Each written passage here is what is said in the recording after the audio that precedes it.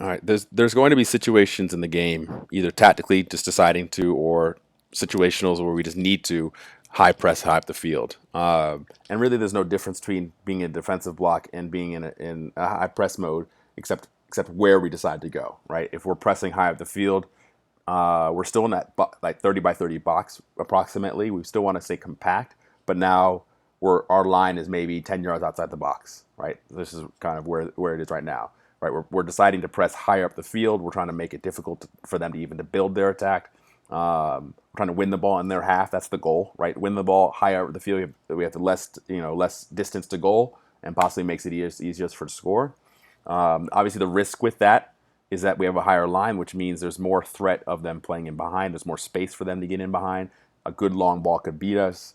And this is where the importance of the goalkeeper comes in, and obviously these guys in the back line, especially the 4 and 5, reading the body language of the player, right?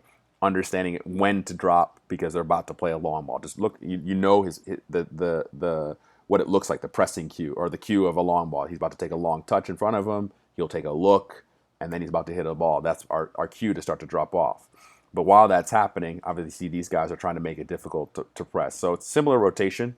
I want the 9 and the 10 to really be responsible for marking these three players. And actually, when we're this high up the field, it's actually sometimes the goalkeeper as well. Um, Say, for example, if the goalkeeper has the ball, or if this is a goal kick, and this team is looking to play out, they're not up and in, they're not trying to hit a long ball. We'll start off in our spots, invite them to play short, right? Allow them to play that first pass, and then as soon as the ball even looks like it's about to be kicked in the direction, we're going 100%. So as he's shaping to just go to the side, this player's reading it and taking off, and as the ball's traveling, you can go at 100%.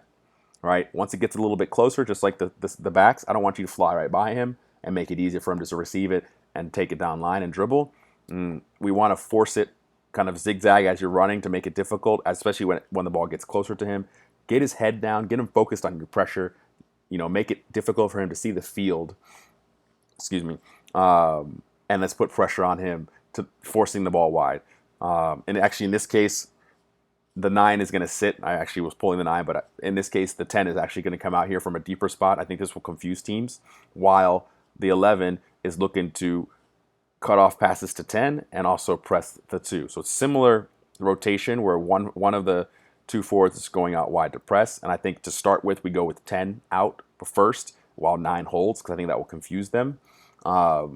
So we have 10 coming out first. Even if it was to the right hand side, I would say 10 go out first, 9 stay, or 9 even try to get in between the goalie and the 6, kind of in between, so that it makes it difficult for them to either play here. And if he decides to play, you kind of read that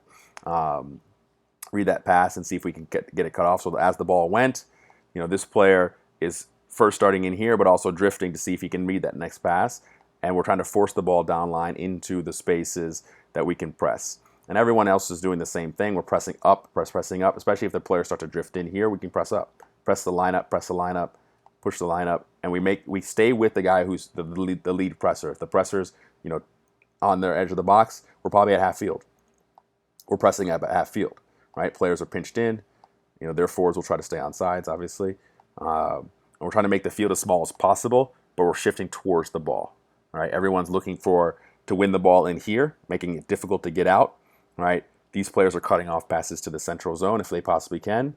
Right, making it difficult. But as the ball goes, we're going to go again. If this player does a good job of receiving across his body and is able to play down line, the next thing is reading his body language again and start as soon as the player gets about to shape up to hit the ball, puts his head down to kick the ball, we start to go right to the next guy, and that's kind of how it works with all of these. With all how we press, as the player is about to make the contact with the ball, is when we have to start our press, and it's that anticipation, right? When they put their head down, then we can go because they're not looking at you at that point in time to press this player and try to trap it in this zone. So really, the difference isn't much difference between it being in a block. The block just needs to move higher up the field. The line moves up, it just creates more space. It's riskier because it creates more space in behind. It costs us energy if we don't win the ball. So that's the risk that we're taking to try to win the ball higher up the field and try to score goals off of our pressure. Again, the goalkeeper should help out in this situation. Reading anybody he might just receive the ball and hoof it upfield without looking. He might have the exact cue of taking a touch, looking, and then playing. He might just, play it back to the keeper and he just hoofs it downfield. In that moment, right, we'll have guys pressing it, but we'll probably have a guy possibly dropping. We'll have guys dropping off, being ready for anything that might come in, especially the 4 and the 5, right? Allow them to play in here because it's in their own half and drop in behind. Now, if the press doesn't work, if they're able to, if they're clever, the ball comes in here and we're a little bit late and maybe 9 is off his positioning or the 6 does a good job to get himself in a good spot and they ping, and they're out the other side. It's written on the first slide, but I don't think I mentioned it. If the press doesn't work, especially a high press, right, our job is to recover behind the ball, all 11 players, as fast as possible.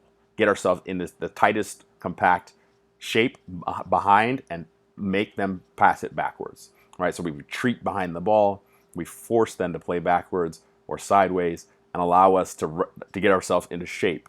Because right now, when we're pressing, we're a little bit out of shape, what our normal shape would be. And if players get beaten, either a player gets dribbled or there's a combination play that they do a good job of getting to the weak side. Now it's not about pressing this and causing more problems for us. It's, the pressure got broken. Now we're just going to drop in deep and get into our shell. So players will drop in. It's a race to get back towards the ball. Right? These players are trying to get back into a shape, and these players are trying to recover behind the ball as well. Right? So the idea is to get towards. Once we do get ourselves behind the ball, then we can get up and towards the ball. Then we can start getting players out to pressure. Right? In this case, it would be the 7 out here. Okay, and then we're shifting, and we're basically ready to get in our normal block. So high pressure is really just a starting point of where the line is, right, and deciding now we're going to go higher up the field. Now there's certain situations where you want just to press in general. It doesn't matter where our line is, and I would say they are, when a player makes a bad negative pass or a tough ball is being played, like a long ball across the field. Maybe their 4 has a good leg and he can kick a long ball across to 3. While the ball is traveling, you can press, right? We can go out to get to that guy, especially if we're in good spots, because the player has to wait for the ball to get to him. He's focused on trapping the ball. And in those moments, you can close the space down to try to get there. Again, if a bad back pass is made, it's bouncy. The player has to focus on controlling the ball. He doesn't have a chance to possibly bring it down easily. Again, those are moments where we might break the line that we've set. It might be further back here, but we decide, no, let's move everybody up and try to win this ball because it's a bad pass. In those moments, you got to read the forward's willingness to try to win the ball, and if they're going, we got to go with them, right? Especially if they've already made a decision to go, we got to just take our chances and try to go with them and close the spaces with that player. Don't leave him to chase by himself, because then he'll get isolated and now he'll be out of our shape. So let's go with them if we can. Other situations that I think we could press, even though we might have a lower line. If the team is trying to play out of the back off a goal kick, I say we set up to press it. We allow them to play short, and we look to do what I mentioned before, which is get the 9 and the 10 working these 3 players and possibly the goalie to try to see if we can win a ball off them playing out of the back. Right, and as that's doing it, same type of principles as I was explained in the other videos. We're forcing it wide, screening passes, staying compact, shifting towards the side, and trying to trap them on the sideline, either with the 2 spot or the 7 spot on the opposite side. It would be the 3 and the 11. Other situations, throw-ins deep in their end. I would try to trap and try to press, because obviously there's a player off the field now, and they're trying to throw the ball in. That's an easy way to keep them locked in. First 10 minutes of every half, we might want to press high up the field, right? It's either our kicker or theirs. Let's put pressure on them, and it could still be hot, depending on the conditions. We want to press the issue. After subs come in, fresh legs, why not? Let's get in there to try to press. See, these are situations that we could press in. We don't have to, but, either listen to each other or listen to the coaches and say, these are the moments I want you guys to get out there and press, especially if it seems like it's working. So the second unit comes in. Perhaps maybe the first unit is a bit tired now. They've dropped off and they're doing their normal block defensive line, maybe at half field or 10 yards past half field, and we're staying compact. The new guys come in. Maybe, hey, let's bring some energy. Let's put some pressure on them. We're going to change our line maybe 15 yards up from that, and we're pressing to see if we can win the ball high at the field. Obviously, the other situation that could happen is if we're down a goal, right? As the game goes on, we're going to have to take more and more chances to try to win the ball higher up the field. And this, the teams that are trying to play out of the back or use the possession as a time wasting tactic, we're going to have to press them up the field to try to win the ball from them. Again, we're taking risks by moving the line higher up the field, right? But we're taking risks only because we're covering further away from our goal, right? If the ball gets played over top, we're still got to cover it, but we're taking more risks to try to win the ball. Risk versus reward here. The reward would be if we win the ball in their half, we can score a goal easily. Again, we invite them to play short on any of these situations first, and then we press the guy who's basically trying to receive the pass, right? Get their head down, force it wide, make them make a high risky pass or a bad pass that we can press again. Those are the main things, and it's really about reading the body language of the person on the ball and understanding what they have to do when they're passing.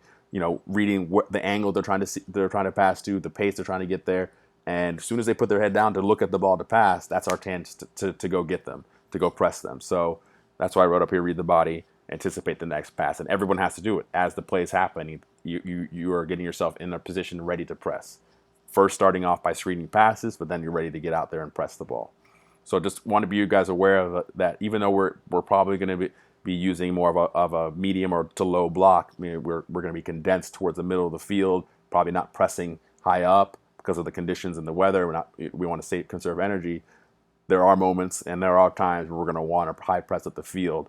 And the last one is I marked out here is this 6-second pressing zone. If we're attacking and we lose the ball in this area, let's press.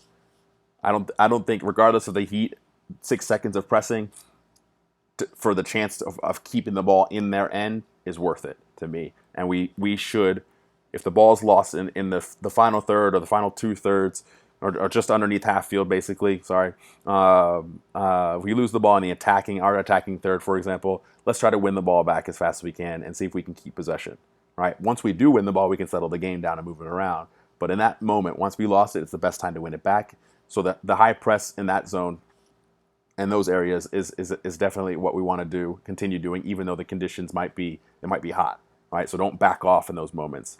The only time we really don't 6-second press is if we've lost the ball, probably in midfield or even in our own end. We probably just want to get behind the ball as quickly as possible and not take too many risks trying to win the ball back immediately, force the ball backwards or sideways, allow them to go away from our goal and get players behind it easily and solve or eliminate any issues we might have had by losing the ball on our end, right? Other teams are trying to win the ball on our end so that they can score quickly. We have to get behind it to stop them from scoring quickly, and then we can try to press and push, do our normal pressing and forcing the ball wide to win the ball and try to get the ball on the sideline or trap the ball on the sideline. So if we lose the ball outside of this zone, I don't necessarily think we should be trying to win the ball back immediately. We should get back into shape because usually we're out of shape if we lose the ball on our own end, and get behind the ball and force it wide and just do normal block defending.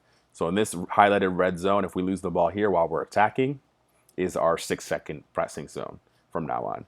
And I think we understand that mentality already. We've trained on it and use it often.